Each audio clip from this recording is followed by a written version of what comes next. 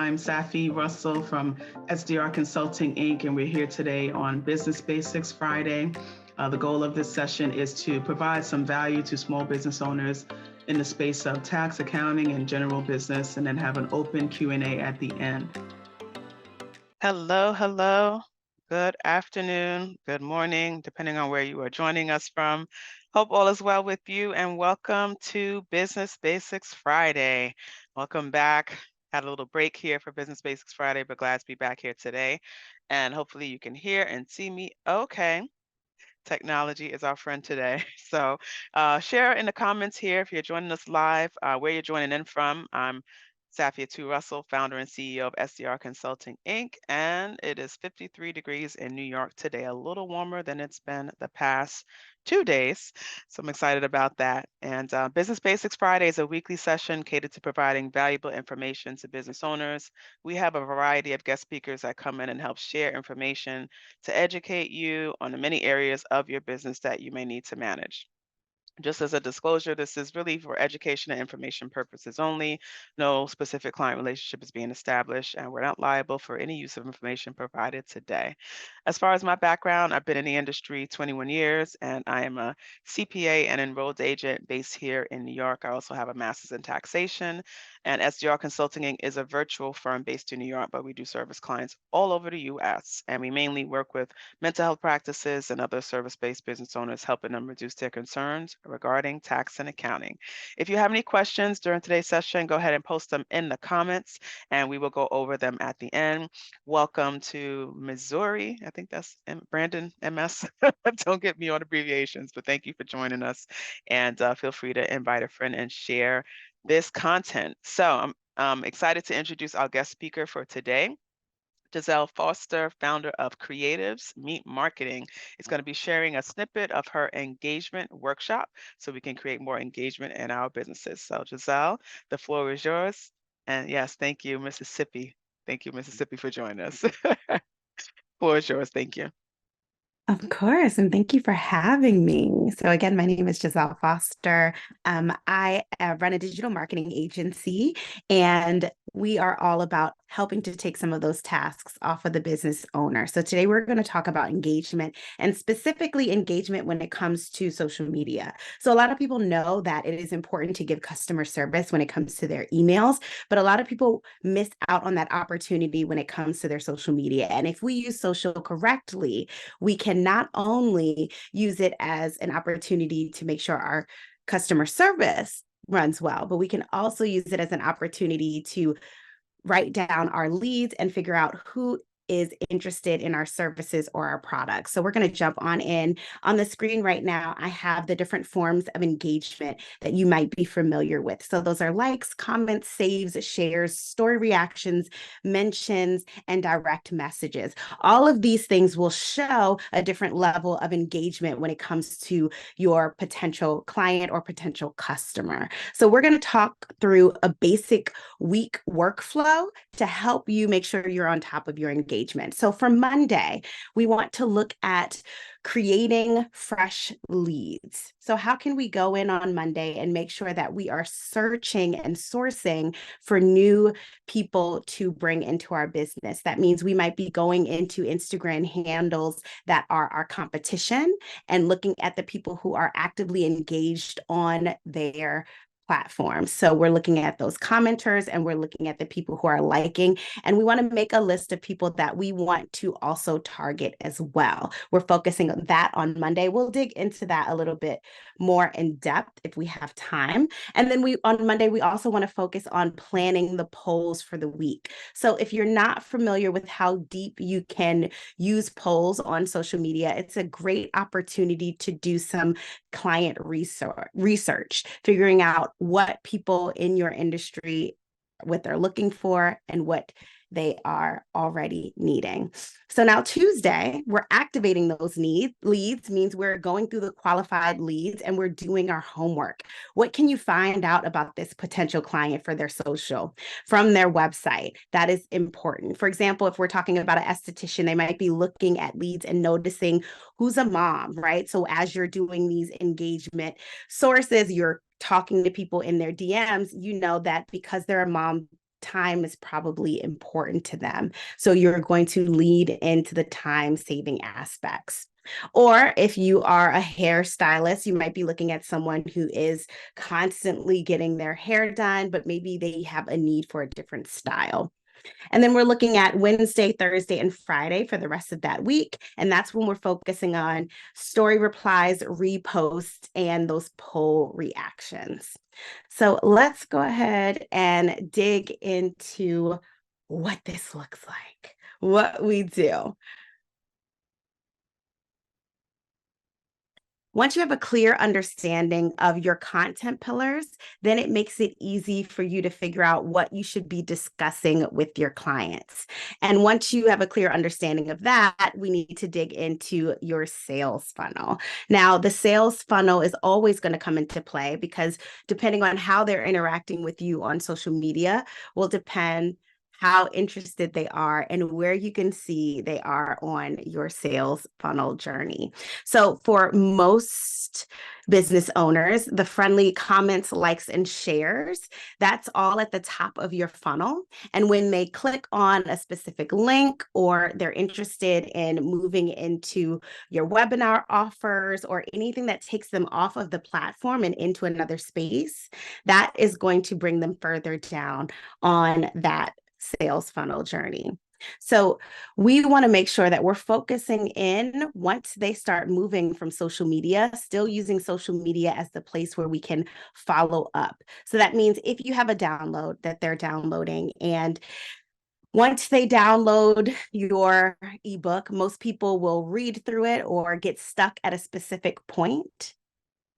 Using the DMs as a way to follow up, reach out to those people, finding them based off of their email addresses, and then reaching out to them and saying, hey, I noticed that you downloaded our ebook. Usually people are getting stuck around this point in the ebook.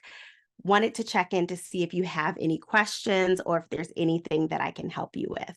So this is matching that customer service with that already social aspect of social media so that you could get more information and hopefully move them down your sales funnel even faster.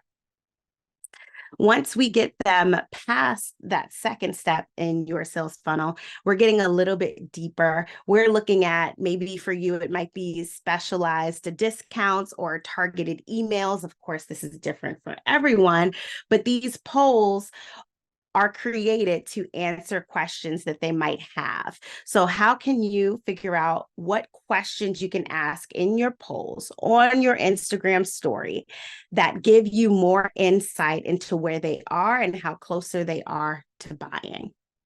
Now, the important thing here to note is that some of these interactions can be skipped and some of them cannot.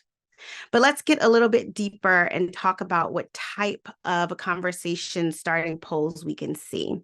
Because we already talked about audience research. Now we're going to talk about conversation starting polls. So this is really helpful for businesses that are led by one person. It doesn't mean that you don't have a team. It just means that forward facing, you have one person. And this is important because in this aspect, people want to get to know you and they want to build trust with you. So when you can start lighthearted conversations, you create a history of engagement on your platform, on social media, before the conversation turns too seriously. So here we have some examples of conversation starting polls that push engagement. And we're talking about the esthetician as an example, right? So my favorite one here is the food choices. So usually when it comes to pizza, people have a very specific opinion on whether or not you should put pepperoni on your pizza, right? You might say, oh, well, I'm an accountant or I am a mindset coach. I don't know if this really applies to what we're talking about.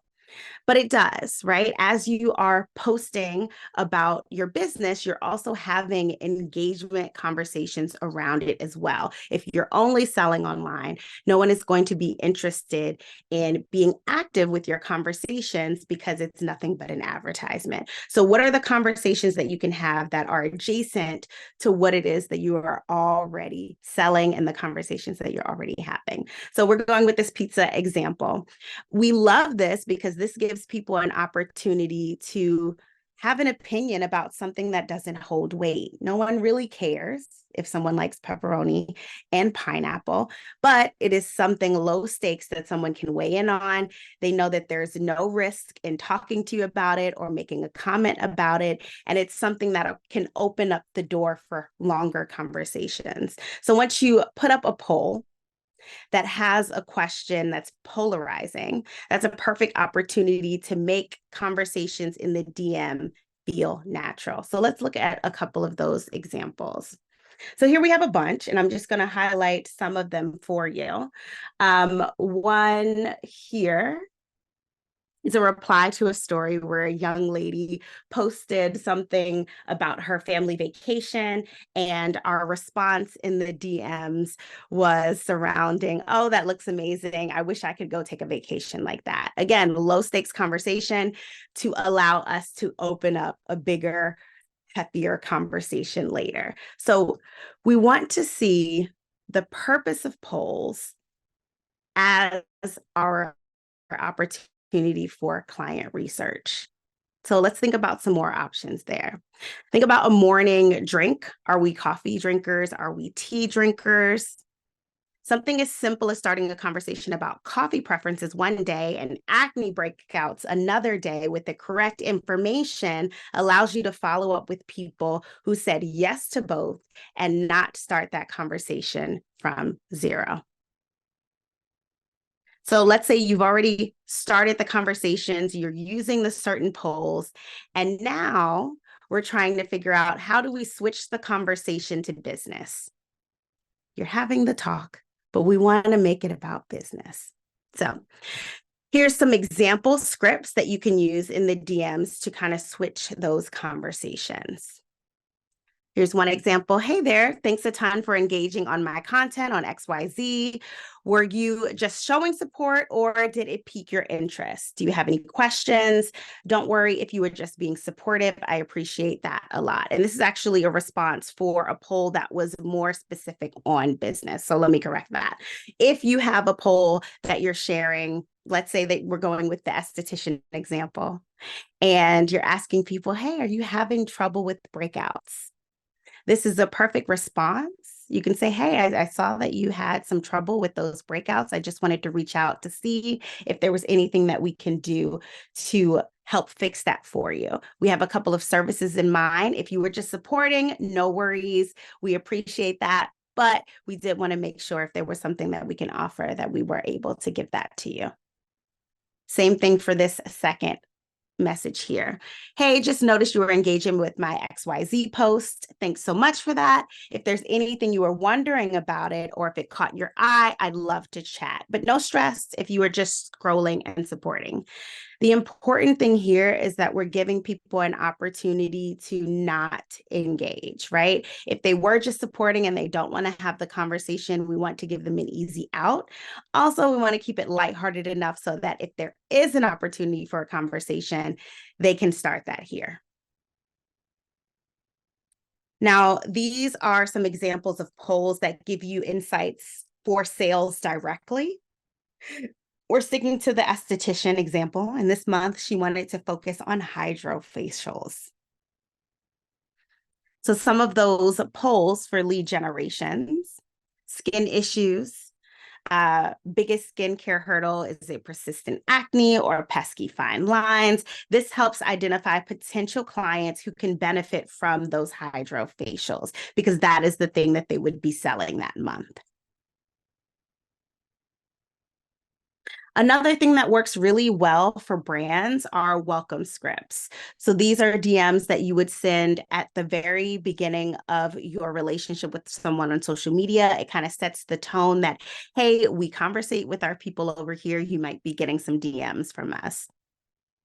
So here are two examples. One is for an esthetician and one is for an accounting services. So let's look at the accounting services one. Hey, blank, we always want to use their name. So if you can spend an extra 2 minutes, find their name on their page. Hey, name, delighted you're here. We know numbers can be daunting. Don't worry, we're all about simplifying them over here. Never hold back your questions. We learn together. Welcome. with an emoji. This starts that conversation. And often, welcome responses will be followed up by bigger questions because they're following you because they're interested in what you're doing. If you make it a part of your relationship to have open conversation, they will as well. So that's a little bit about how we make sure that we're starting these conversations in DMs. Let's talk about commenting. Small tips for commenting. We always want to make sure that your message is thoughtful, meaty, long. You want to make sure that you're personalizing it. We're talking about that name again. And then we want to show some sort of interest as well.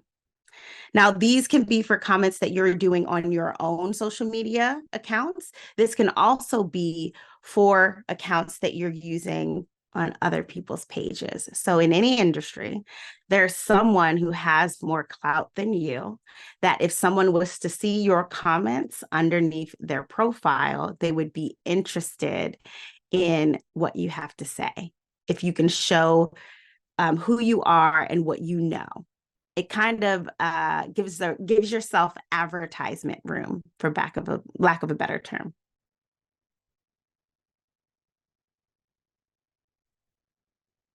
So once you start having these conversations with people, whether they are in comments or in DMs, you start to find a lot of information about people.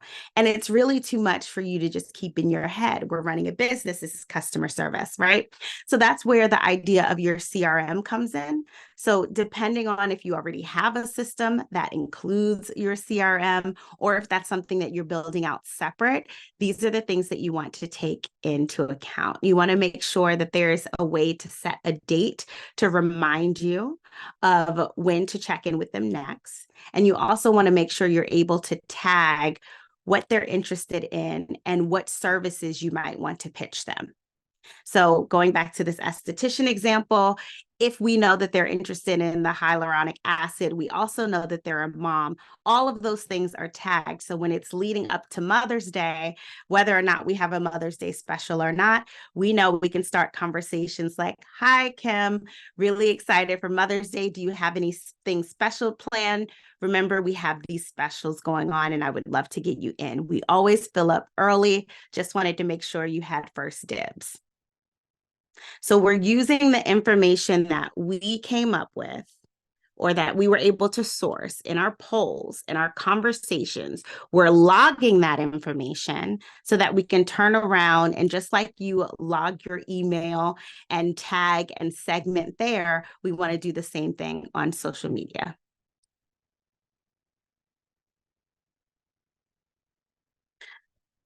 So here are some conversation transition phrases that we like to use in the DMs as well. So, "Hey there, okay, I'm low-key snooping, but I can't help to notice but that you're doing XYT.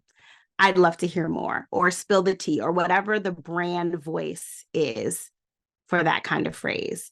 What this does is this allows you to come from a place of curiosity and hear more about what it is that they're doing, so that you can have more of those insights.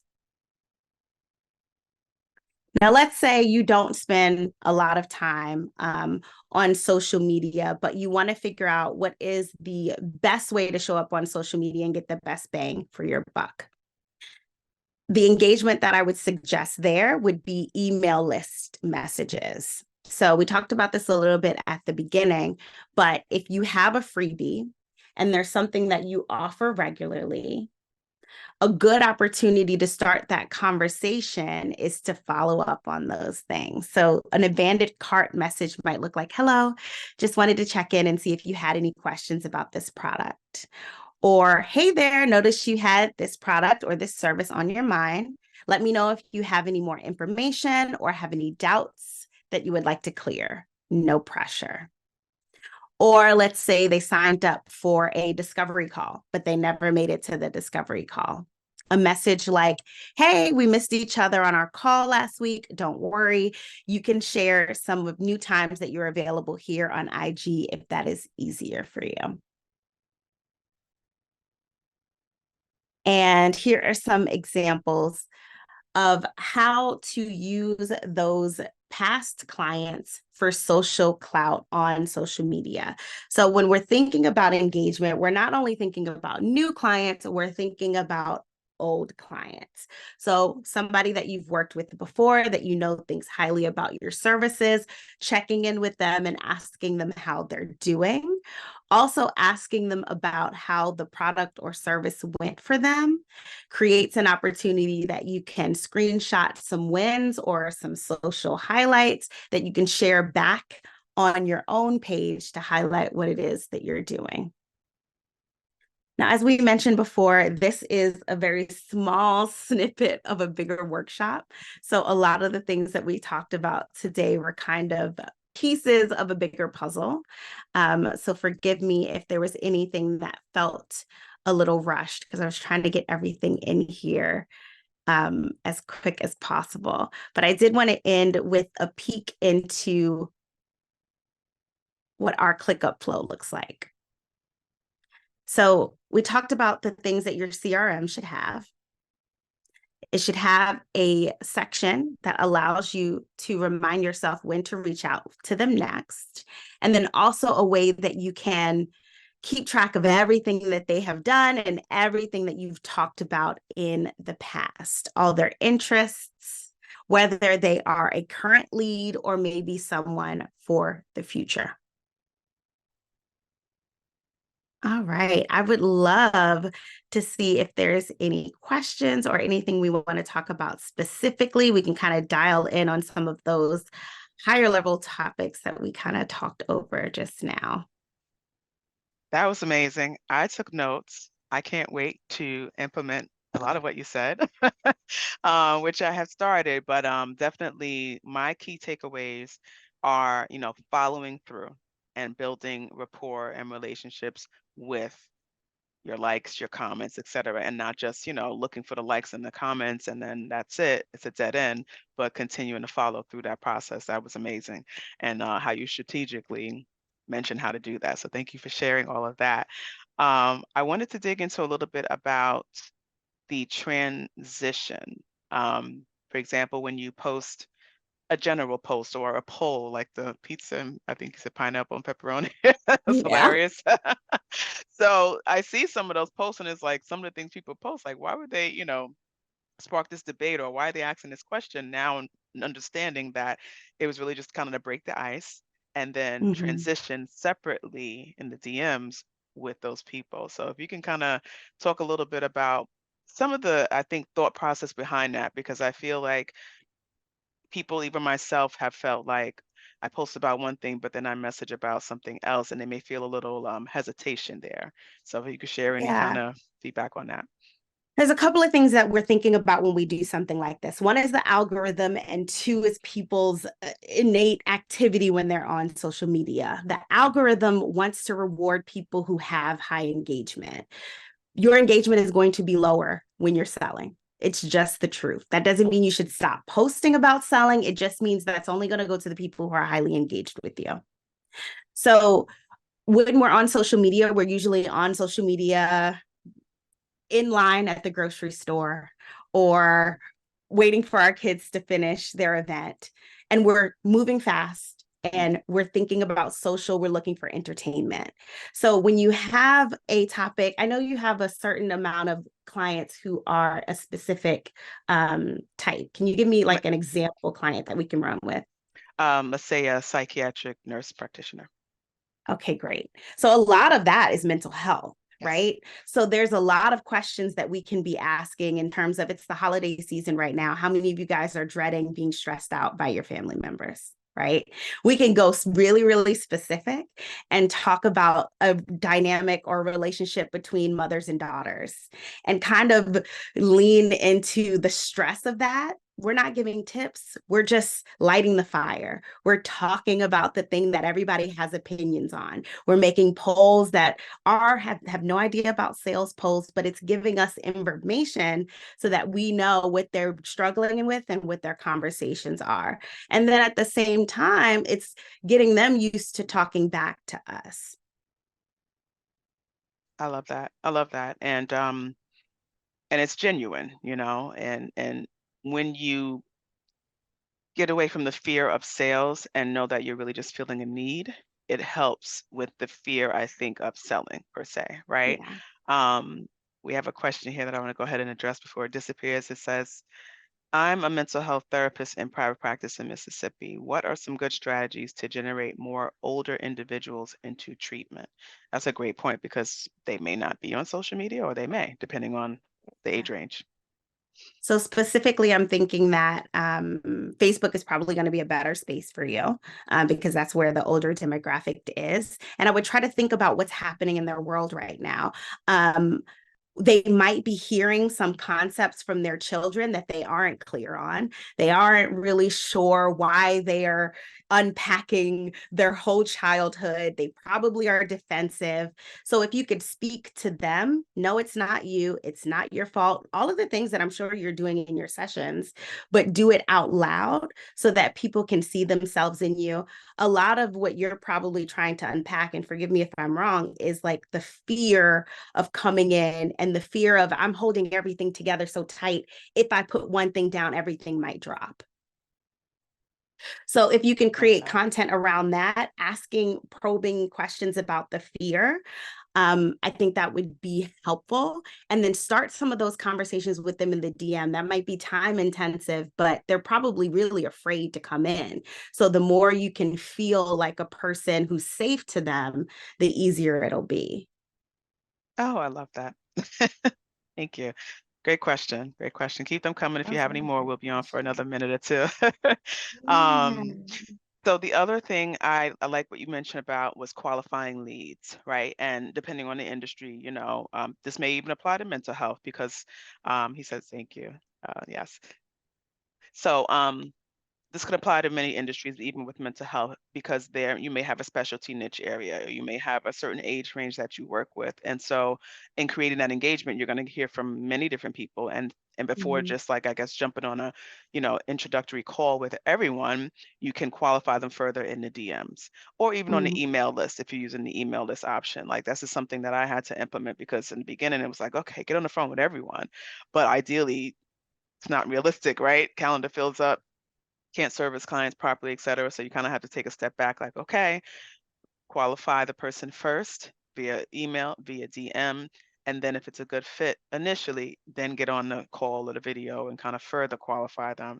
And it's okay to say no, right? Yeah, and not only that, if you think about how much people overshare online, it's such a good place to do a little bit of extra digging to see who this person is and whether or not you should even spend that extra time on them. When somebody signs up for an email list, you have significantly less amount of information about them.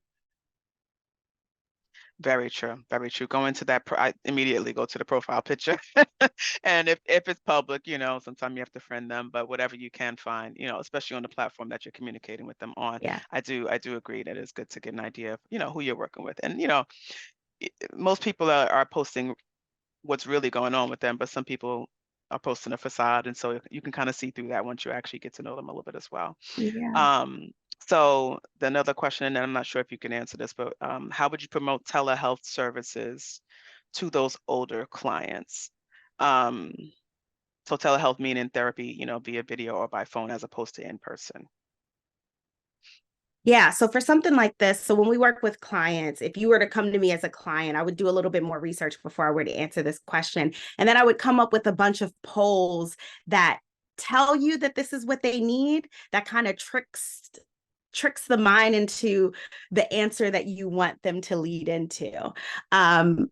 So I would use polls to do that. An example of that could be, you know, does it feel invasive for you to talk one-on-one with a counselor or a therapist? Or are you afraid of being in an uncomfortable space when you're bearing your heart? Or questions that kind of lead to the answer of, oh, this might be better for you.